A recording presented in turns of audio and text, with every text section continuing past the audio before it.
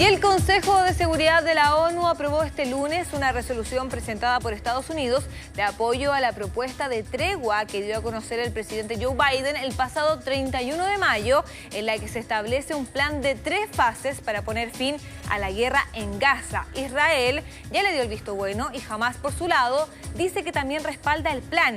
¿Será este el fin de la guerra en Medio Oriente? Bueno, se lo vamos a preguntar a Fernando Esteroso, analista internacional académico de la Universidad de Santiago de Chile. ¿Cómo estás? Hola, ¿cómo estás? Buenas tardes. Bueno, Fernando, más que nada comenzar esta entrevista preguntando, ¿qué le parece este plan? Este plan que tiene una que otra diferencia con los antiguos que se habían propuesto anteriormente y que sabemos incluye, por ejemplo, el alto al fuego inmediato, por supuesto, el canje de rehenes por presos palestinos, la retirada del ejército israelí, además del ingreso de ayuda humanitaria y reconstrucción de Gaza con ayuda de Estados Unidos. Eso está puesto ahí. ¿Qué le parece? Bueno, este es el cuarto plan que se presenta, ¿ya? Han existido 3 anteriores que lamentablemente fracasaron. Ahora, por lo menos este plan fue aprobado por el Consejo de Seguridad en una amplia mayoría y ha sido bien recibido por la comunidad de países árabes, por la Unión Europea, por el propio embajador de Palestina en la Organización de Naciones Unidas. Este plan es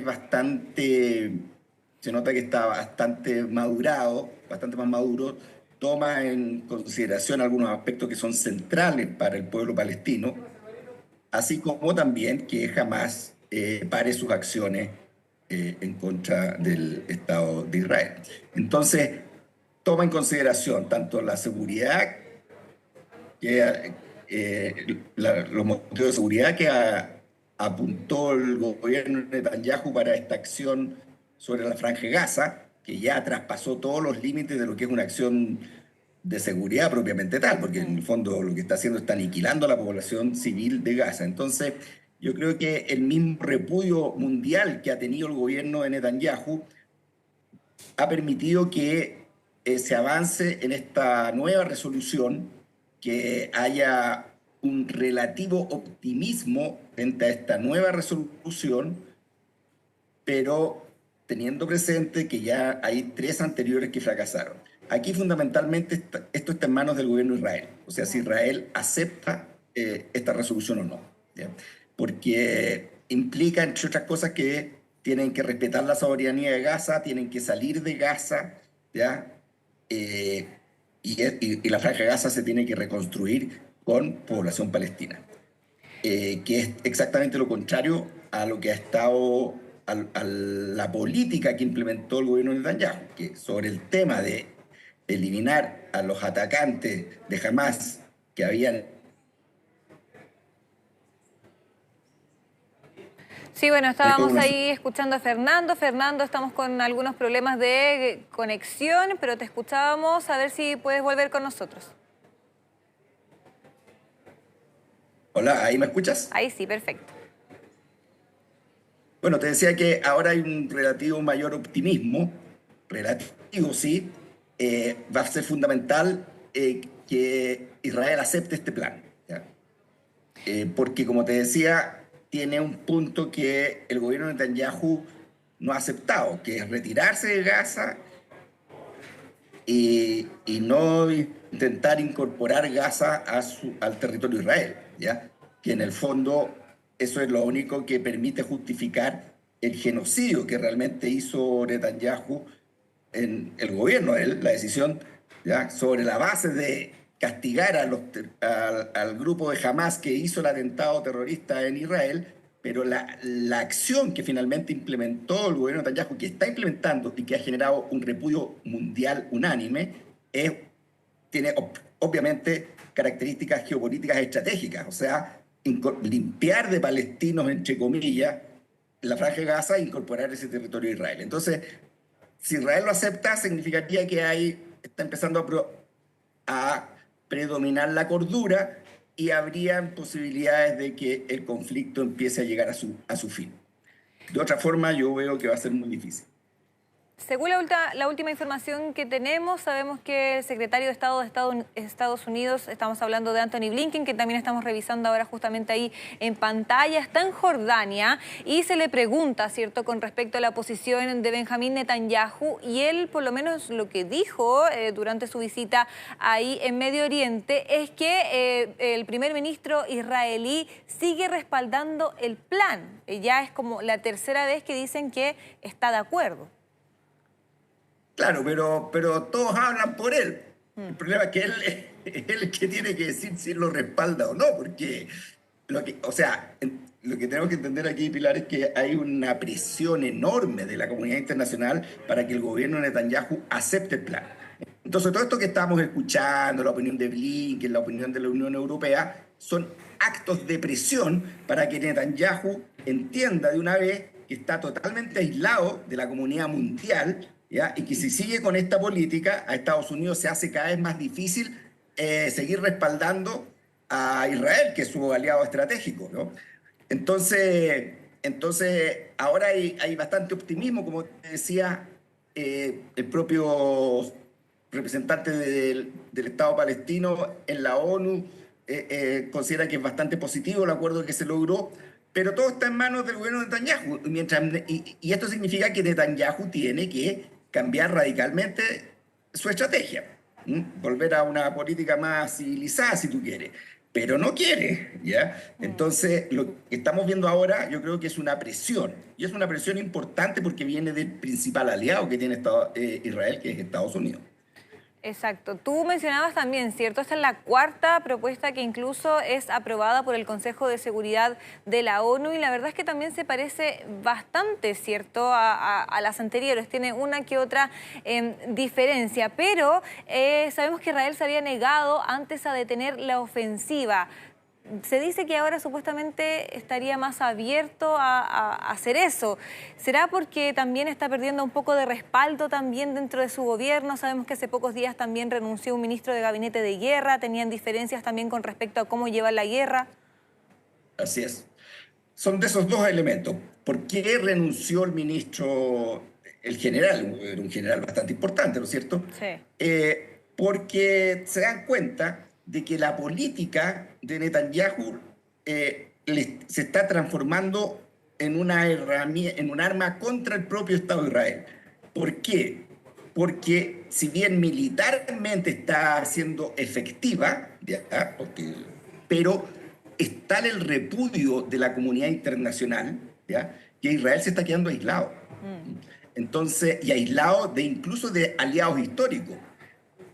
Imagina, hay elecciones en Estados Unidos, hay elecciones en la Unión Europea, de hecho ya hubo una hace unos días atrás, ¿no es cierto? Entonces este tema es muy complejo para los propios aliados de Estados Unidos, porque es inconcebible la matanza que se está realizando en contra de los ciudadanos palestinos.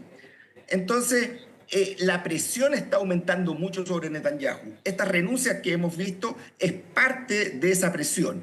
El gobierno de Netanyahu ya anteriormente habían existido voces disidentes muy minoritarias, pero en la medida que crece el malestar internacional, se empiezan a notar más las presiones al interior del propio gobierno de Israel, y todo apunta a que el señor Netanyahu, en el fondo, cambie la política, ¿no es cierto?, que está desarrollando en contra de la Franja de Gaza. Por eso te decía, todos hablan, Netanyahu me dijo esto otro, pero la verdad es que hay una expectativa mundial, estábamos todos a la espera de cuál va a ser la respuesta de su gobierno a este plan de paz. Claro, y además también recordar que antes incluso de que fuera reelecto ya estaba sufriendo problemas internos. De hecho, podríamos decir que prácticamente todo este año, casi todos los sábados, han habido protestas en contra de su gestión por varios motivos. E incluso este fin de semana que se realiza el rescate de 4 rehenes, que hay que decir y recalcar que también eso costó la vida de casi 300 palestinos en la Franja de Gaza. Ese mismo día, pese al rescate de estos 4 rehenes, también hubo protesta en su contra. Claro, porque, como tú bien dices, este ataque que realizó Hamás contra este recital contra la población israelí, ¿no es cierto? Este ataque brutal, ¿ya? Que no tiene justificación, pero ese ataque, ¿no es cierto?, le permitió a Netanyahu superar, ¿ya? Bajo esta suerte de estado de guerra en el cual entra Israel, superar todas las políticas de oposición que él estaba enfrentando. Hasta ese minuto habían marchas multitudinarias en Israel en contra de unas leyes que estaba lanzando Netanyahu, ¿ya? Pero, por supuesto, al decir que el Estado de Israel está en guerra, que lo primero es la defensa del Estado y que todos se tienen que unir, bueno, además que lo impactante de que fue el propio acto, ¿no es cierto?, que realizó Hamás, bueno, obligó a una respuesta, ¿no es cierto? Eso era más o menos obvio. Pero claro, Netanyahu con este proceso dijo, esta es la mía, si tú quieres, yo aquí ya voy a salir fortalecido y voy a implementar mi política estratégica, ¿no es cierto?, que en el fondo es anexarse todos los territorios palestinos, porque él unos días antes también expresó sus planes de crear un gran Israel, ya una política imperial, si tú quieres, desquiciada, pero bueno, hoy día se están haciendo cada vez más naturales estas políticas que antes nosotros decíamos que son cosas del pasado, pero parece que ya no es así. Entonces, claro, pudo superar, ¿ya?, la oposición que estaba enfrentando, llamando a la unidad del país frente a un ataque, ¿no es cierto?, que en el fondo afecta, ¿no es cierto?, la seguridad de la población. Ahora, el tema es que de ahí pasó a aplicar una política, o sea, bajo la justificación de que lo que él estaba viendo era la seguridad del Estado de Israel, eliminando a Hamás, ¿no es cierto? Bueno, pero en el fondo lo que está haciendo es otra cosa muy distinta, o sea, y también es altamente debatible que sea posible una política realista de eliminar a un adversario como Hamás aplicando una política genocida, porque son precisamente esas políticas genocidas que tienen antecedentes históricos en Israel lo que ha provocado estas respuestas del pueblo palestino que son cada vez más radicales, en la medida en que las soluciones pacíficas, como por ejemplo crear un Estado palestino, que es la resolución de Naciones Unidas, el Estado de Israel no la respeta.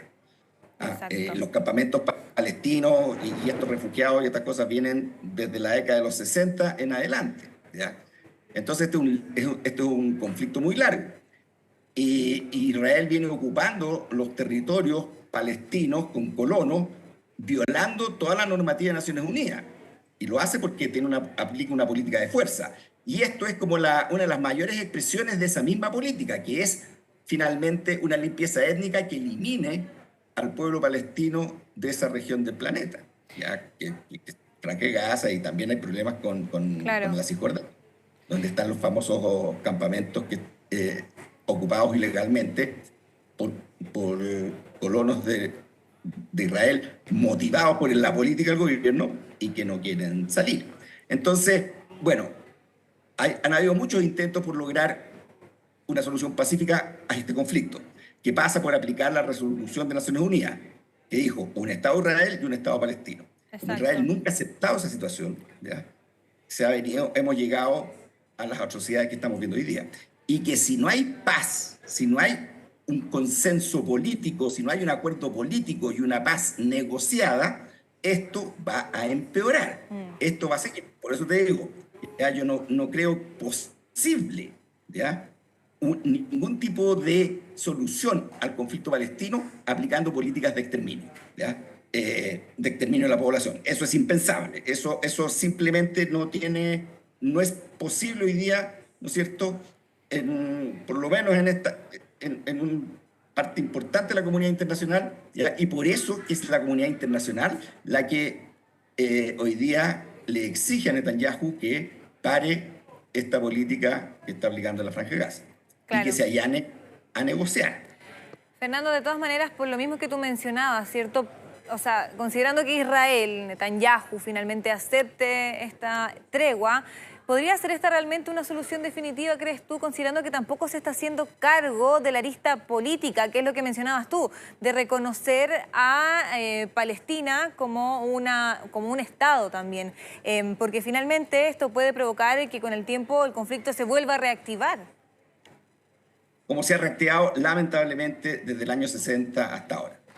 ¿Cuántas décadas han pasado? 60, casi 60 años llevamos con esto. Entonces, por eso hay que resaltar, al interior del gobierno de Israel, esto es un problema político, ¿ya? Son los partidos políticos extremos, sobre todo de extrema derecha y extrema derecha religiosa, los que apoyan a Netanyahu. Netanyahu no es Israel, ¿ya?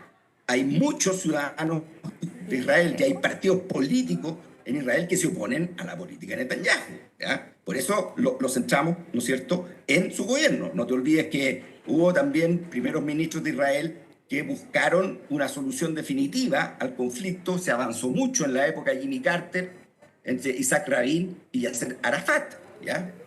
¿Y qué ocurrió? A Isaac Rabin, los terroristas de extrema derecha de Israel lo asesinaron. ¿Te das cuenta? Entonces, y eso también es una llamada de atención a Estados Unidos, porque si Estados Unidos dice que condena gobiernos que promueven el terrorismo, está bien, pero que también se puede analizar, incluso por la acción que ha hecho la Corte Penal Internacional, de que el gobierno del señor Netanyahu está actuando como un Estado terrorista. Claro, Fernando. Muy interesante todo lo que nos mencionas. De todas maneras, agradecerte, ¿cierto?, por estar hoy día en Mega Noticias Mundo. Ojalá tener más tiempo para seguir analizando este tema que es de larga data, así que tenemos harto más que conversar. Seguramente más adelante también vamos a estar en contacto. Muchas gracias, Fernando Esterón-Soro, analista internacional académico de la Universidad. Esterón-Soro, eso. Que te vaya muy bien. Muchas gracias. Chao, chao. Muchas gracias, que estés muy bien.